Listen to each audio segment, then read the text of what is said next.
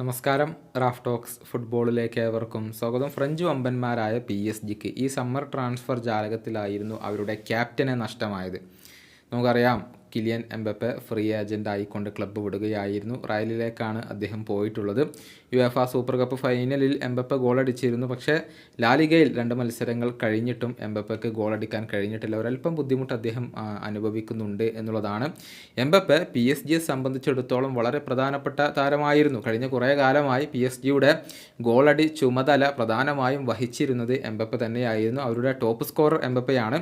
മാത്രമല്ല, league 1 golden boot ഒരുപാട് തവണ എംബപ്പെ നേടിയിട്ടുണ്ട്. അങ്ങനെ ഈ ഒരു താരത്തിൻ്റെ പോക്ക് ഗോളടിക്കുന്ന കാര്യത്തിൽ PSG വലിയ തിരിച്ചടി സൃഷ്ടിക്കുമെന്നായിരുന്നു വിലയിരുത്തപ്പെട്ടിരുന്നത്.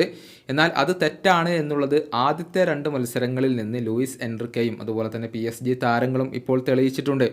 എംബപ്പെ പോയിട്ടും ഗോൾ മഴ തുടരുകയാണ് PSG. ഈ ഒരു ലീഗ് 1 2 മത്സരങ്ങളാണ് അവർ ഇതുവരെ കളിച്ചിട്ടുള്ളത്. ആദ്യ മത്സരത്തിൽ ലെ ഹാവ്രയെ 1-നെതിരെ 4 ഗോളുകൾക്ക് അവർ പരാജയപ്പെടുത്തി. രണ്ടാമത്തെ മത്സരത്തിൽ മോൺപെല്ലിയറിനെ എതിരില്ലാത്ത 6 ഗോളുകൾക്കാണ് പരാജയപ്പെടുത്തിയത് എന്ന് പറയുമ്പോൾ 2 മത്സരങ്ങളിൽ നിന്ന് 10 ഗോളുകൾ അവർ നേടിയിട്ടുണ്ട്. അതൊക്കെ വ്യത്യസ്ത താരങ്ങളാണ് ഈ ഒരു ഗോളുകൾ ഇപ്പോൾ സ്വന്തമാക്കുന്നത്.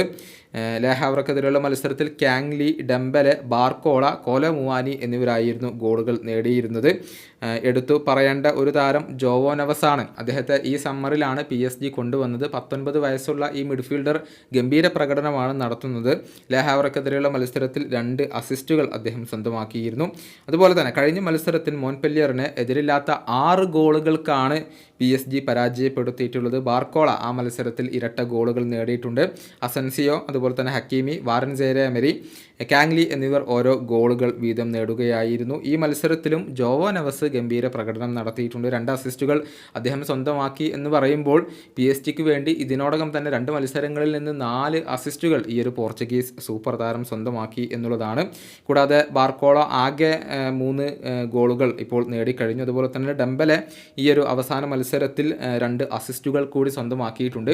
ഇങ്ങനെ എല്ലാവരും ഗംഭീര പ്രകടനം ഇപ്പോൾ നടത്തിക്കൊണ്ടിരിക്കുകയാണ്. അതിൻ്റെ ക്രെഡിറ്റ് ലൂയിസ് എൻറിക്കയ്ക്ക് തന്നെയാണ് നൽകേണ്ടത്.